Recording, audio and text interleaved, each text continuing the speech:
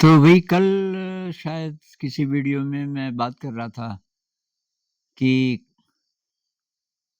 Cloudless perception ऐसा कोई title है शायद उस वीडियो का। और उसमें ये था कि मन एकदम खाली हो तो तब जो हम परसीव करेंगे, मतलब हमारी इंद्रियां जो ग्रहण कर रही हैं तो वो तब ज़्यादा गहरा होगा, वो सही मायने में परसेप्शन होगा। तो किसी मित्र ने बोला, लेकिन ये संभव है? ये मन तो चुप होता ही नहीं। मैंने बोला था, हम जब भी कुछ देखते हैं देखना एक उदाहरण है, मतलब ये सब पे लागू होता है, सुनते हैं, छूते हैं वगैरह। तो विचारों का स्क्रीन होता है, हम विचारों का जाल बुनते जाते हैं, मन ही मन में घुमड़-घुमड़ कुछ न कुछ चलता ही रहता है। उस जाल में से हम देख रहे हैं, तो एक्चुअली देख नहीं रहे पूरा।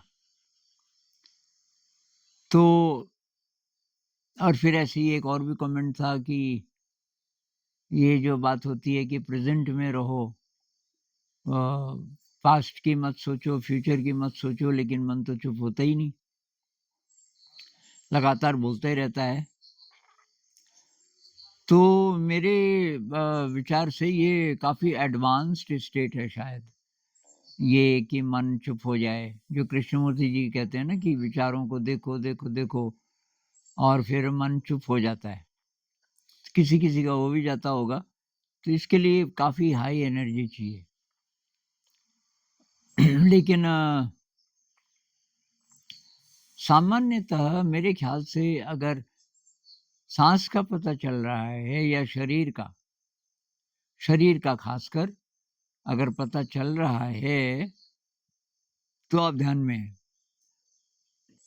कुछ भी करते हुए या कुछ नहीं भी करते हुए, आप चुपचाप भी बैठे हैं, लेकिन आपको शरीर का पता है। एक संत थे गुरजेफ, आपने शायद नाम सुना हो। गुरजेफ कहते थे कि विचारों के साथ मत लड़ो। विचार के आते रहते हैं, और वो तो ये भी कहते थे कि वो नेचुरल है।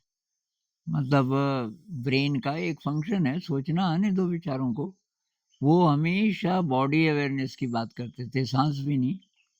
वो कहते थे कि शरीर को उनकी तमाम एक्सरसाइज़ेज़ और उनके डांसेज़ वो सब इस पर बेस्ड हैं कि कैसे शरीर की अवेयरनेस बढ़े। फिर पिछले साल मुझे पता चला, कैंडिस पर्ट एक हैं, डॉक्टर कैंडिस पर्ट, अभी तो डेथ हो गई। उन्होंने ये माइंड बॉडी मेडिसिन जो चल रहा है अभी, वेस्ट में काफ़ी इसका प्रचलन है।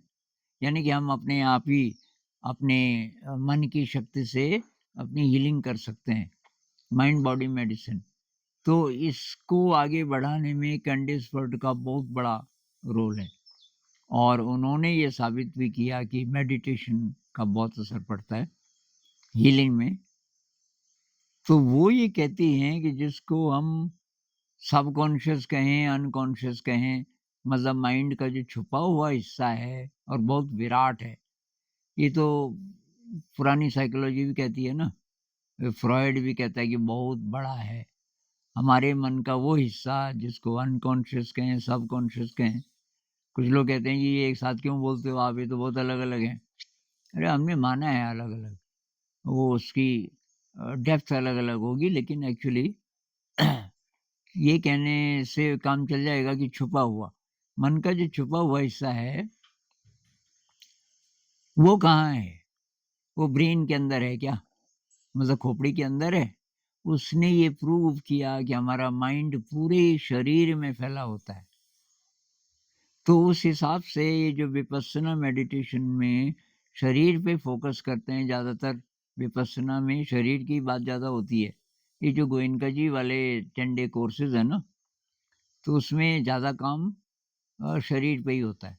शरीर की अवेयरनेस, वो मन की बात नहीं करते, विचारों को देखो ये कभी नहीं बोलते गोयनका जी। वो ये कहते हैं कि शरीर को महसूस करो और शरीर में कैसी संवेदना है। और जो गुरजेफ हैं, वो भी यही कहते हैं। वो कहते हैं कि शरीर की अवेयरनेस, मसल्स की अवेयरनेस, काम करते हुए आपकी मसल्स कैसे काम कर रही हैं, उसके लिए उन्होंने कुछ डांसेस बनाए, बहुत इस तरीके की कि मसल्स की अवेयरनेस बढ़े। तो भई मैं तो ये सलाह दूँगा कि अगर तो सीधे विचारों को देख-देख के आपका मन शांत हो जाता है, चुप हो जाता है, तब तो आप बहुत एडवांस्ड स्टेट में हैं, तब तो वो कीजिए। लेकिन अगर नहीं होता तो निराश होने की ज़रूरत नहीं है। आप शरीर को महसूस कीजिए। तो मैं तो ज़्यादातर शरीर के ही साथ काम करता हूँ, शरीर की अवेयरनेस। दूसरी बात कि कभी-कभी ऐसा टाइम हो सकता है कि मन चुप होना शुरू हो गया बीच-बीच में। पूरे दिन में आप स्टडी कीजिए 24 घंटे में, क्या कभी-कभी ऐसा होता है कि मन आपका थोड़ी-थोड़ी देर के लिए चुप होना शुरू हो गया? मेरे साथ ऐसा होता है जब मैं ड्राइंग करता हूँ। जैसे ये गणित के सवाल आजकल मैं कुछ समय से बना रहा हूँ ना कि उसका क्या टाइटल है? गणित के रंग उसके 12-13 मैंने वीडियोज़ डाले छोटे वाले वो शॉर्ट में। तो उसमें जब मैं ड्राइंग करता हूँ, मन सोच रहा है कि भई क्या ये हो कि ये हो, लेकिन जब आ गया मन में कि अच्छा ऐसा है, ऐसा सवाल बनेगा, तब जब मैं ड्राइंग कर रहा होता हूँ और मैं वृत्त खींच रहा हूँ वर्ग बना रहा हूँ, कुछ भी फिर रंग कर रहा हूँ, उस समय हो जाता है। मन काफ़ी-काफ़ी देर तक काफ़ी-काफ़ी देर मतलब 20 सेकंड, आधा मिनट अगर चुप रह गया आपका मन, ये बहुत बड़ी बात है। इसके भी मैंने कुछ वीडियोज़ बनाए। एक बार मैंने एक गणित का ही सवाल था कि कैसे आयत से आप पतंग बना सकते हैं। ये कॉन्सेप्ट है, ये चतुर्भुज क्वाड्रिलैटरल में। तो मैंने कैंची से काटा और ये कर मैं इसलिए रहा था कि अवेयरनेस को कैसे बढ़ा सकते हैं। तो मैं काटा और जैसे ये कट गया, तो मैंने बोला भाई इतनी देर कोई विचार नहीं आया। ऐसा एक वीडियो है पुराना देखना आप और कुछ और भी मैंने बनाए थे। तो कुछ एक्टिविटीज़ में ऐसा हो सकता है और कोई टाइम की भी शायद बात होती है। 24 घंटे में कोई-कोई टाइम ऐसा होता है कि आपके लिए वो सूटेबल है वो टाइम कि आप विचार को भी देख सकते हैं। मतलब इसके लिए मेरे मन में एनालॉजी ऐसी है कि आप सड़क के किनारे हो या आपका घर ही सड़क के किनारे पे है और आपको ये शौक है ट्रैफ़िक देखने का। तो अब दिन में कोई-कोई टाइम ऐसे आते हैं कि बहुत थिक ट्रैफ़िक जैसे जब ऑफ़िसेज़ से लोग आ रहे होते हैं, तो बहुत ज़्यादा ट्रैफ़िक सुबह जब वो टाइम होता है ऑफ़िस जाने का, मतलब 9 से लेके 10, साढ़े 10 इस बीच आप देखो तो बहुत ट्रैफ़िक। अब रात को ऐसा हो सकता है किसी-किसी समय सड़क खाली है, काफ़ी-काफ़ी देर तक। इसी तरीके से अगर हम मन को देखते जाएँ, तो मतलब शरीर के अवेयरनेस के साथ ज़्यादा काम करें तो मन भी दिखता रहता है। पर ऐसे टाइम आ सकते हैं कि जब ज़रा कम ट्रैफ़िक है, मन में आपके थोड़ा कम विचार हैं। उस समय क्या गैप है? एक किताब है ज़ेन फ्लेश ज़ेन बोन्स उसमें शिव जी के कुछ सूत्रों को ये अंग्रेज राइटर है, अभी तो पता नहीं डेथ हो गई होगी, तो उन्होंने ट्रांसलेट किया है उन सूत्रों को संस्कृत से अंग्रेजी में और उसमें उनके साथ एक लक्ष्मण जी हुए हैं कश्मीर के शायद, बहुत बड़े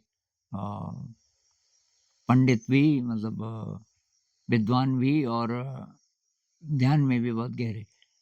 तो उनके साथ मिलके उस अंग्रेज ने ट्रांसलेट किया और तो उसमें ये बात आती है कि ये साँस के साथ वो साँस की विज्ञान भैरव तंत्र में साँस के बारे में कुछ है।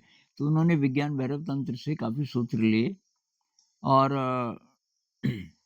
ये साँस में अगर हम गैप को देखने लग जाएँ, साँस अंदर गई, बाहर निकली, अभी गैप है, फिर अंदर गई, थोड़ा गैप रहता है वहाँ पे जब हम साँस छोड़ देते हैं और अभी तुरंत नहीं लेते। उस गैप में हो सकता है कि मन आपका शून्य हो जाए।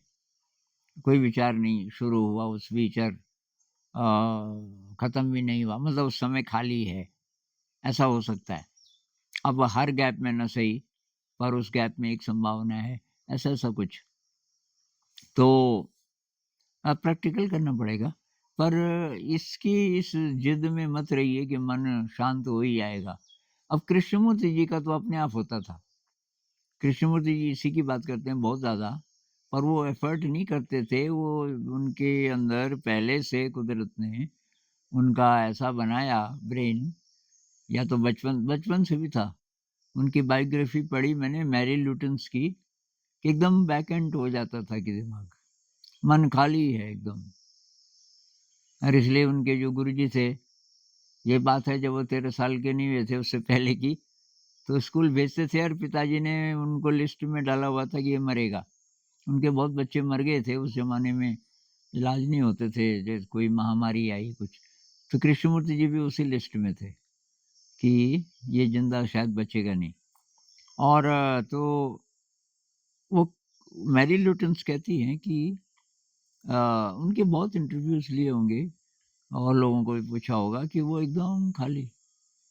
तो गुरुजी तब बाहर निकाल देते थे, पढ़ाई-लिखाई में मन होता नहीं था। गणित के कोई गुरुजी थे, गणित की क्या हुआ, वो प्राइमरी स्कूल में तो एक ही टीचर पढ़ाते हैं सारी चीज़ें ज़्यादातर, पर वो बाहर निकाल देते थे। खूब मारते भी थे कृष्णमूर्ति जी को और बाहर निकाल देते थे बरामदे में, "चल वहाँ खड़ा हो।"